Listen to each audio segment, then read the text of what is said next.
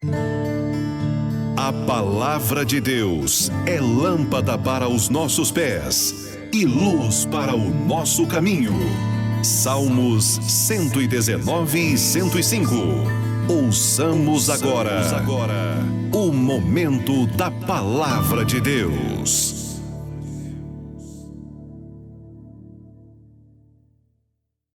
Hebreus capítulo 12, a partir do versículo de número 1.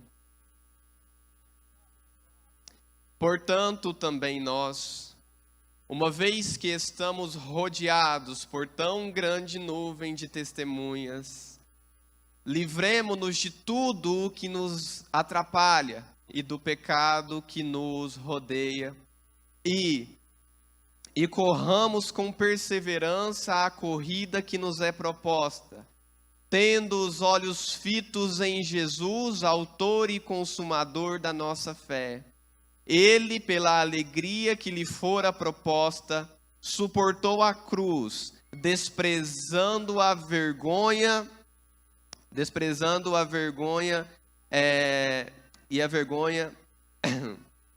perdão, irmãos, e assentando-se à destra de Deus. Portanto, pensem bem naquele que sofreu tal oposição dos pecadores contra si mesmo, para que vocês não se cansem e nem desfaleçam. Vamos orar brevemente? Senhor Deus, Pai bendito, eterno, glorioso, eis aqui a Tua palavra. Eu te peço que o Senhor fale conosco, que o Senhor derrame do Teu Espírito sobre as nossas vidas, e que o Espírito Santo que inspirou essa Tua santa palavra esteja conosco, nos ajudando, nos orientando e nos levando a toda a verdade, Senhor. Fala conosco. O Senhor é bom e a Tua bondade tem se manifestado aqui essa noite. Fala conosco, nós precisamos Te ouvir, Senhor. Em nome de Jesus eu oro e agradeço. Amém. Meus irmãos, nós não sabemos ao certo quem é o autor dessa carta. Nós não sabemos quem escreveu aos Hebreus. Muitos têm várias sugestões. Uns sugerem Paulo, outros sugerem algum de seus companheiros de trabalho, talvez Apolo, talvez Silas. Mas nós não sabemos, e isso não é importante, porque se o Espírito Santo não quis que soubéssemos, alguma verdade há nisso e nós devemos usufruir. A realidade é que, nada obstante não saibamos quem é o autor desta carta, nós sabemos que ela foi escrita para que trouxesse a esse povo aqui, que é chamado de hebreus, provavelmente judeus que se converteram ao cristianismo, para trazer a eles conforto, para trazer a eles ânimo e para trazer a eles esperança na caminhada que eles estavam traçando perante o Senhor. Era um período difícil para a igreja. Era um período em que se levantava uma perseguição muito forte contra esse povo. E muitos já estavam à beira de colapsar, de desistir, de entregar os pontos e retrocederem à vida que antes levavam sem Jesus. Em um determinado momento da igreja, meus irmãos, não era lucrativo, não era de boa fama, não era agradável, não era favorável seguir a Jesus. Pelo contrário, muitos já haviam sido mortos, muitos eram perseguidos. A igreja que se fortaleceu em Jerusalém e ali começou a crescer, se dispersou por vários lugares e muitos sofriam perseguição.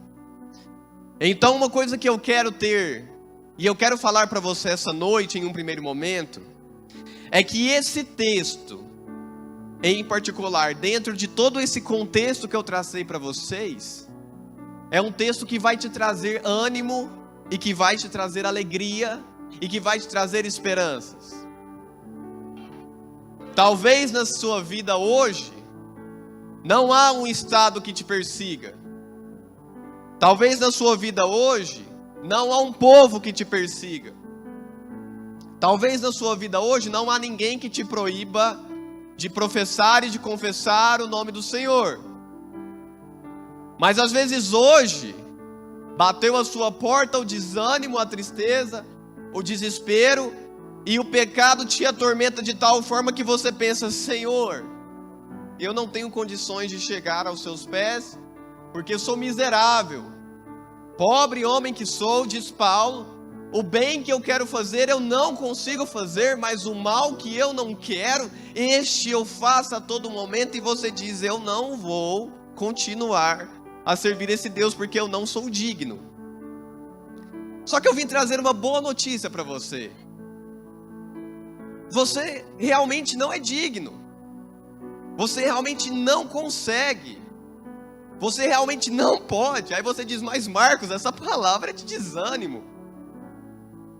Mas é quando nós não conseguimos, quando nós não podemos, é que essa palavra de esperança entra em nossos corações, porque aí nós descobrimos que é Ele que pode, é Ele que faz, é Ele que leva, é Ele que garante, é Ele que nos carrega, ainda que pelos seus braços, para que nos mantenhamos firmes e firmados na fé.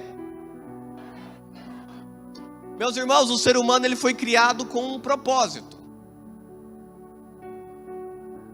Deus lá em Gênesis cria todas as coisas e ao final, no último dia da criação, ele cria o homem. E ele olha para todas aquelas coisas e vê que tudo que ele havia feito era bom. O Senhor se agrada na sua obra, o Senhor se agrada na sua criação. Ele diz: é muito bom, é tão bom que agora eu vou até descansar. Só que Deus cria o ser humano livre. O ser humano é criado livre porque só pode amar, só pode se dedicar, só pode se entregar a Deus quem é realmente livre. Os anjos não usufruem dessa liberdade. Máquinas não usufruem dessa liberdade. Mas o Senhor não quis criar máquinas, o Senhor quis criar seres que iriam se devotar, seres que iriam se integrar e iriam adorar de forma séria, mas de forma arbitrária, de forma escolhida. Esse é o estado original da criação. Mas o ser humano volta-se contra Deus e dá ouvidos à serpente e ao diabo e come do único fruto que lhe era proibido comer. O ser humano é expulso do jardim. Ao ser expulso do jardim, é imposto sobre ao homem o trabalho com o suor, suaria para conquistar as coisas. Não seria fácil. A mulher, ao dar à luz, sofreria muitas dores. Mas já ali, meus irmãos, o Senhor, o próprio Deus, já pregava o evangelho ao dizer que a serpente iria ferir o calcanhar do filho da mulher, mas o filho da mulher iria esmagar a cabeça da serpente. A gente chama essa passagem que o próprio Senhor diz de proto-evangelho, de primeiro evangelho, ali é a primeira manifestação do evangelho das boas novas que o Senhor manifesta à humanidade. Então ele está dizendo: olha, vocês caíram, vocês foram um desastre, vocês me traíram, vocês pecaram, vocês viraram as costas contra mim, mas isso não será eterno. Haverá um dia em que dentre vocês nascerá um que retirará o pecado de todos vocês, e esse será o filho da mulher, o Senhor prometendo desde então que ele salvaria a humanidade. E desde então o ser humano, ele vive nessa dicotomia de esperar que Deus envie a salvação e ao mesmo tempo de querer salvar a si mesmo. Toda e qualquer expressão religiosa já surgida no mundo, já surgida até hoje, é o homem tentando se voltar para Deus, mas tentando se voltar com a sua força, com o seu poder. E é aqui que as religiões falham. Porque, como eu disse, a minha palavra animadora para vocês é que nós não temos força. É que nós não podemos. Nós não podemos nos salvar. Nós não conseguimos nos salvar. Mas desde o princípio Deus tem levantado um povo Um povo que vive pela esperança do Messias que haveria de vir.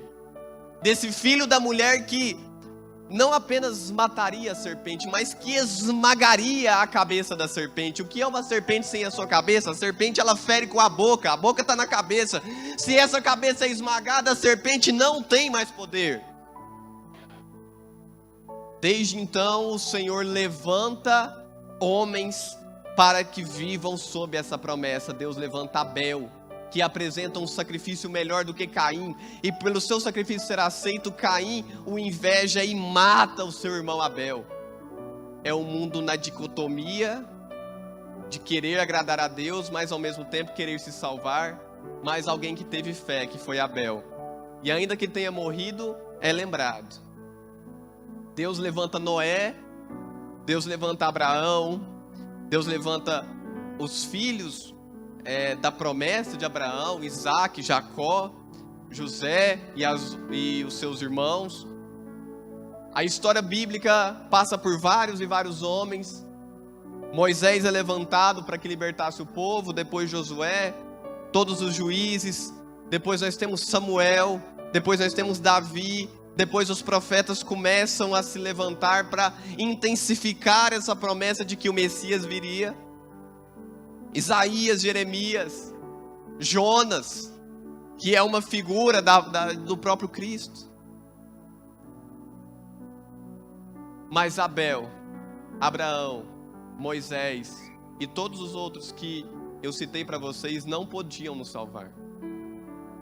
Moisés trouxe a lei, mas a lei não podia nos salvar. Quem conseguiria cumprir todos os preceitos da lei? Mas o autor aos Hebreus, ao começar esse texto que eu li com vocês, ele começa com a expressão portanto. Portanto significa que ele está ligando o que ele vai dizer agora com o que ele disse antes. E ele disse antes, no capítulo 11, acerca desses homens que eu falei, dos heróis da fé. Ele traz toda uma lista que chega ao ponto em que ele diz: eu não tenho nem mais tempo de falar de todos esses outros. E aí ele diz que todos esses homens, todas essas mulheres, morreram. Mas morreram sem alcançar a promessa. No finalzinho do capítulo 11 ele vai dizer isso, que todos eles morreram, mas não alcançaram a promessa, porque Deus tinha algo melhor preparado para que nós vivêssemos esse algo melhor com eles. Mas o autor aos Hebreus está dizendo: portanto, observem o que eles viveram, para que vocês, por meio do exemplo deles, olhem para o lado que eles olharam. Imaginem que todas essas pessoas listadas aqui no capítulo 11, e todos aqueles outros que ele não lista, mas são heróis da fé, estivessem reunidos em um só lugar, e eles todos olhassem para uma direção. Sabe qual direção é essa que eles estariam olhando? Para Jesus. Abraão não conheceu Jesus, mas ele morreu sabendo que Jesus iria existir. Elias não conheceu a Jesus, mas ele morreu crendo que a salvação viria. Isaías não conheceu a Jesus, mas ele viveu sabendo que da virgem nasceria o Salvador.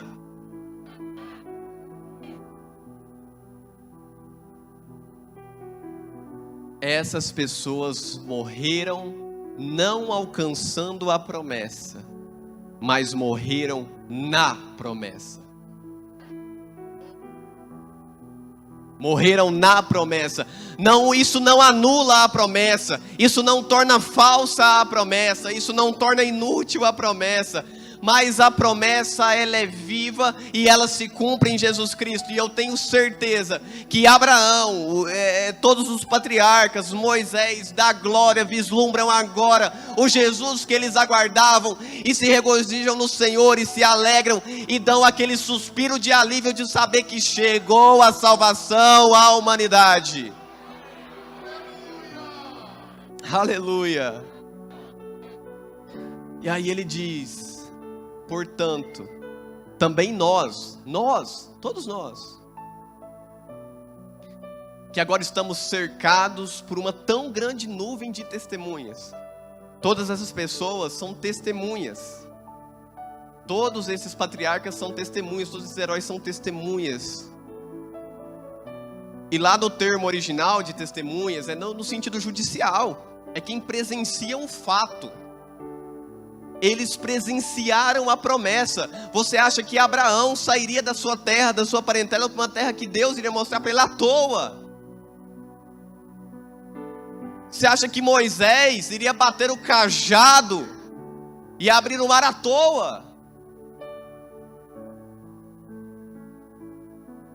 São testemunhas. E aí o autor diz: corramos a corrida que nos é proposta, livrando-nos de todo o embaraço e do pecado que está ao nosso redor. Livrar-se, o autor está querendo dizer, é exatamente você pegar a sua mão assim, ó, e jogar para lá. Quem corre, corre em uma direção. Quem corre, corre para frente. E para que você continue a correr, para que você permaneça correndo, é necessário que os obstáculos sejam removidos. Não é possível correr a corrida que nos é proposta por Jesus se nós não renunciarmos às coisas que nos amarram. É conforme o teatro foi apresentado aqui. Tem hora que a gente tem que brigar, a gente tem que se livrar. Às vezes é uma coisa que nem é pecado, mas te atrapalha. E ele fala também do pecado. A inimizade com Deus se dá por conta do pecado. E nós precisamos estar atentos a nos livrar dele. E Jesus vai nos dizer: aquele que quiser vir após mim, renuncie-se a si mesmo, tome a sua cruz. Você sabe o que é cruz? Cruz é instrumento de morte. Pegue o seu instrumento de morte e venha após mim. É o convite de Jesus. Só que essa corrida que nós estamos nos propondo a correr, como se uma maratona fosse, e nós temos que lembrar que nessa carta aos Hebreus, em vários momentos, a caminhada cristã ela é comparada com a peregrinação do povo de Israel pelo deserto. Ali muitos desfaleceram, ali muitos morreram, ali muitos quiseram voltar para o Egito, porque não vislumbraram a promessa. Mas meu irmão, eu te digo, muitos aqui dos que nós falamos morreram esperando uma promessa, por isso que morreram na fé, porque não haviam visto. Mas hoje está diante de você um Jesus que foi encarnado, que já andou entre nós, que viveu, batizou, curou, libertou, transformou, e hoje ele é conhecido de todos. E é por isso que o autor aos Hebreus vem te falar o seguinte: que não é pelo seu mérito, que não é pela sua força que você vai caminhar, mas é quando você quando você puser os seus olhos fitos, os seus olhos fixados, os seus olhos totalmente voltados para Jesus, que é Ele, o autor e consumador da nossa fé, você vai conseguir continuar nessa caminhada. Aleluia. Ele é o autor, foi Ele que te possibilitou ter fé, foi Ele que criou a fé em você, mas Ele não te põe uma fé que será equivocada, Ele não te coloca uma fé que será ineficaz, Ele te coloca uma fé que Ele consuma. Por isso que Ele é o autor e consumador da nossa fé. Consumador é aquele que põe fim à obra, é aquele que arremata a obra. E aí Paulo vai dizer que Ele, o próprio Deus, é quem realiza em nós tanto o querer quanto o realizar. É por isso que a boa notícia do Evangelho, meu irmão, é que você não precisa se salvar, porque você não pode, e você vai morrer tentando se você quiser, Mas a boa notícia do Evangelho é que Deus, em toda a sua glória, em toda a sua plenitude, em toda a sua excelência, em todo o seu vigor, em toda a sua natureza santa, bela, onde não há sombra de variação, Ele desceu a essa terra, comeu com pecadores e publicanos, trouxe salvação àqueles. É esse Jesus que te garante a salvação. A boa nova do Evangelho é essa, é que eu não vou me salvar, mas há um que me salva, um que desceu dos céus e me pega pela mão e me leva até lá. Mas nós precisamos olhar para Ele, nós precisamos nos voltar para Ele, para Jesus. Essa confusão que há hoje, ninguém sabe mais para onde ir. Todo mundo está meio assim bagunçado, ninguém sabe onde vai a cabeça, a gente vive num tempo complicado. Mas Jesus sopra o seu coração essa noite. Sou eu que te salvo, que consumo na sua vida a salvação. E aí o autor aos Hebreus conclui esse trecho dizendo: atentem-se, prestem atenção, observem com cautela, com zelo e cuidado o exemplo do nosso Cristo, que sofreu tamanha oposição dos pecadores, mas que por conta da alegria que fora proposta a Ele, essa alegria que era viver e cumprir a vontade de Deus e salvar a humanidade, Ele não se ligou para a vergonha. Jesus é exposto nu na cruz do Calvário. Jesus é cuspido, Jesus é ferido, ultrajado, humilhado. Jesus é zombado na cruz do Calvário e tal como ovelha muda, Isaías vai dizer, ele não falou nada. Jesus experimentou a ausência total de Deus, porque ele ora dizendo: Deus meu, por que me desamparastes? Mas ele olhava para a alegria que a ele estava sendo proposta, de ver um povo santo, de ver uma nação levantada, de ver uma igreja avivada, de ver uma igreja triunfante que iria confessar o nome dele, e que por causa dele poderia dizer: eu me voltei a Deus. E aí ele diz: se o mestre de vocês sofreu tamanha vergonha e não desistiu, lembrem-se disso quando você pensar em desistir. A caminhada cristã não é fácil, e eu não vou te prometer que será. Tem irmãos aqui que são cristãos muito mais de tempo do que eu tenho de vida, e o Senhor está falando com você também.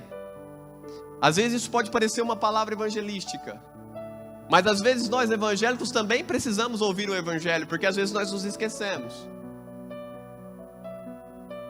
E você pode pensar que as coisas estão indo normais demais, que as coisas estão paradas demais, que as coisas estão tristes demais, e que Deus não se move mais no seu coração, que Deus não se move mais na sua vida, que Deus não está mais contigo. Mas se lembre que a caminhada cristã, que a jornada cristã é uma jornada de constância, é uma jornada de maratona. É por isso que ele compara a nossa caminhada a uma maratona. Se você for correr uma maratona que tem 42 quilômetros e você sair correndo, gastando toda a sua energia, você não vai chegar nem no primeiro quilômetro e você vai desfalecer. Você tem que ser constante e confiar naquele que te dá energia. Então pode ser, meu irmão, que se levante contra você no seu próprio coração todas essas coisas que te atrapalham, e o pecado, o mal do homem. Pode ser, meu irmão, que você já não veja mais saída para a sua vida cristã. Você até vem à igreja. É um ambiente bacana, é um ambiente legal. Você até está aqui, você não desistiu ainda. Mas pode ser que lá no seu interior, você esteja tal como os hebreus estiveram em um momento pensando em desistir. Esmorecendo, desanimando. Os alicerces ruindo. A casa parece que vai cair. O seu coração parece seco, parece que não chove sobre a sua vida. Mas o autor e consumador da sua fé está na casa.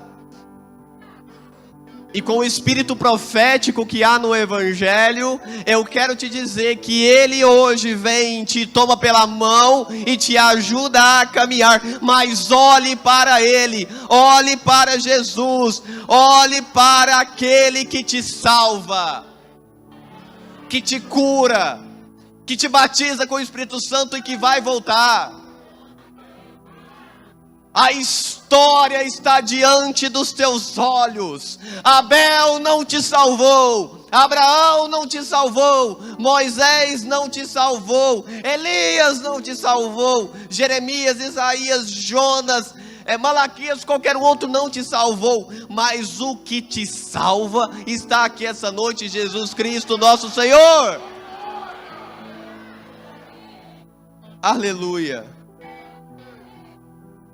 Pare de confiar que você vai manipular Deus, que você vai manipular a mão de Deus, que você vai trazer o Espírito para você. Não, pare com isso, mas olhe, fite os seus olhos em Jesus, porque Ele vai te capacitar, vai te dar o Espírito Santo, vai te dar dons, vai te dar edificação, vai te dar um local onde os irmãos vão estar com você te edificando, porque a caminhada cristã, meu irmão, não se executa sozinha, não se faz sozinha. A caminhada cristã, nessa corrida que estamos propondo, ela é feita braço a braço, ombro a ombro, um carregando o outro, um levando o outro, e todos aqueles olhando para Jesus, o nosso Senhor.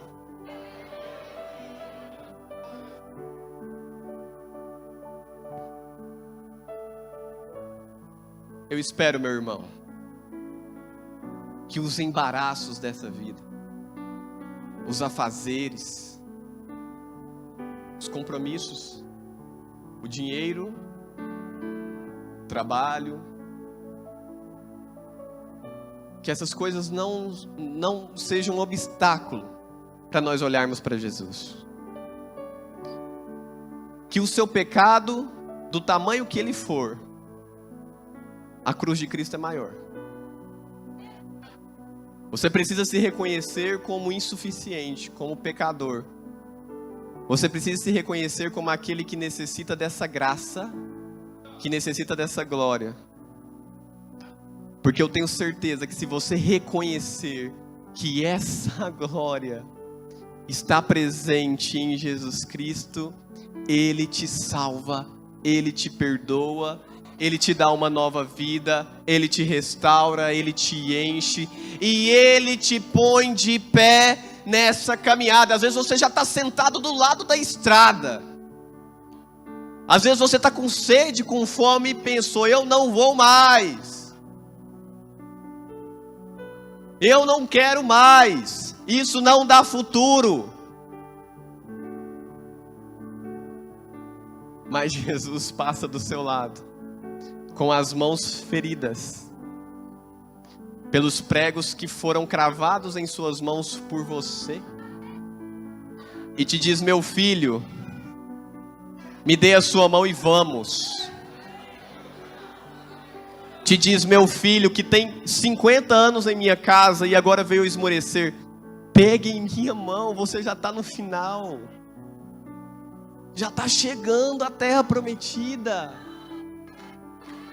Já está chegando o gozo do Senhor, já está chegando a alegria da vida eterna. Não pare! Ele ainda está no controle, Deus não foi embora. Jesus disse que estaria conosco todos todos os dias até a consumação dos séculos. E na consumação dos séculos não é Ele que vai estar conosco, não, é nós que estaremos com Ele, aleluia.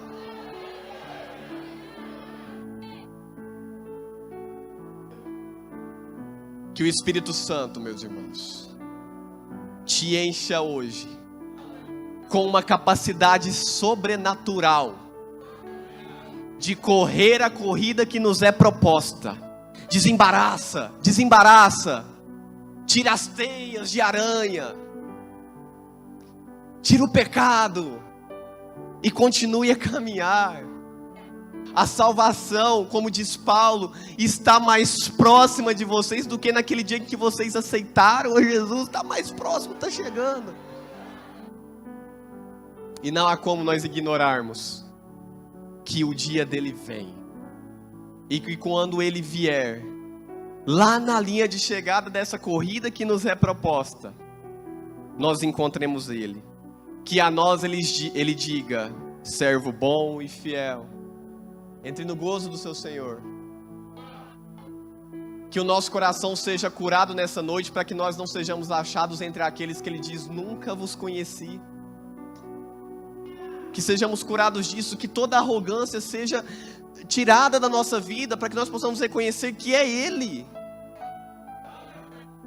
Deus resiste ao soberbo, mas ao humilde Ele dá graça.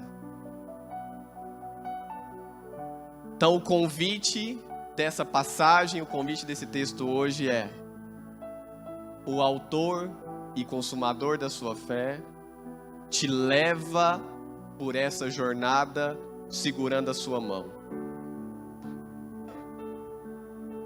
Muitos queriam ter tido esse privilégio e morreram apenas na esperança. Você já conhece o objeto da esperança. Você já conhece o objeto da fé de Abraão. E você pode se encontrar com ele hoje. Você pode se dedicar a ele hoje. Que o Espírito Santo nos ajude nessa missão. E que ele fale melhor aos nossos corações, meus irmãos. Você, meu irmão, que não conhece o Senhor ainda. Você que não sabia que a salvação, que você não pode alcançar essa salvação por méritos próprios. Você que se vê fraco, você que se vê fragilizado por todo esse mar revolto que é esse mundo. E que vê nessa proposta que eu chamo de evangelho, de seguir ao Cristo, o Filho do Deus vivo, na qual eu não te prometo que tudo vai bem. Eu não te prometo que você vai ganhar muito dinheiro, eu não te prometo que você vai ser bem-sucedido, eu não te prometo que as coisas serão conforme você quer que elas sejam, mas as coisas serão conforme o Senhor quer que elas sejam. Mas eu creio na Bíblia que diz que em Cristo todos nós aqui, somos mais que vencedores, por meio daqueles que nos amou. Vencer, meu irmão, vencer é lutar. E na luta, meus irmãos, vocês podem sair com marcas. Você vai sair esfolado dessa carreira. Você vai sair esfolado dessa corrida. Você vai sair esfolado dessa vida. Mas haverá um dia em que Ele enxugará dos seus olhos toda lágrima. Haverá um dia em que não haverá mais choro nem lamento, porque todas as coisas terão passado. O Jesus que eu te prometo essa noite é um Jesus que moveu toda a história. É um Jesus que, destituído da sua glória, renunciou aos predicados divinos e escolheu estar aqui hoje com você, comendo com você. O Senhor, que é Deus, se humilhou para que hoje nós fizéssemos participantes dele. Então você que não conhece esse Jesus, mas reconhece que precisa conhecê-lo, reconhece que precisa da salvação que há só nele, e você precisa, meu irmão. Você precisa ser salvo. Vem até aqui à frente. Você que deseja aceitar a esse Jesus, que é o autor e consumador da sua fé. Eu estou te falando, é Ele que te garante. É Ele que te faz, é Ele que leva, é Ele que faz. Aleluia! Você só precisa aceitá-lo. Você só precisa abrir o seu coração para que Ele te encha. Você que reconhece que é fraco demais, você que reconhece que é frágil demais, vem até aqui essa noite. Você que tem o desejo de voltar a servir ao Senhor, você que sente o seu coração afastado, você que sente o seu coração distante, meus irmãos, eu te prometo salvação. Não porque eu tenho salvação, mas porque o Jesus que eu creio e que eu preguei aqui essa noite deu a sua vida por você. Não tarde, meu irmão, a reconhecer esse Jesus em sua vida. Não tarde, meu irmão, a reconhecer que, embora você esteja aqui, seu coração está distante. Não tarde, meu irmão, a reconhecer que você já está desfalecendo. Não tarde, meu irmão. É hoje que Ele quer te salvar. É hoje que Ele quer te alcançar. É hoje que Ele quer te renovar, te tirar dessa vida desumana, dessa vida de pecado, dessa vida indigna. O ser humano, como eu disse no começo, meu irmão, foi criado para adorar a Deus, foi criado para devotar a Deus. E hoje, nós que não aceitamos a Jesus, somos inimigos. Pare de lutar contra Deus, meu irmão. Pare de lutar contra Deus, meu irmão. E olhe fixamente para o autor e para o consumador da sua fé, que é Jesus Cristo, nosso Senhor. Não é Buda, não é Maomé, não é Karl Marx, não é Allan Kardec. É Jesus. Ele que te garante a salvação, aleluia.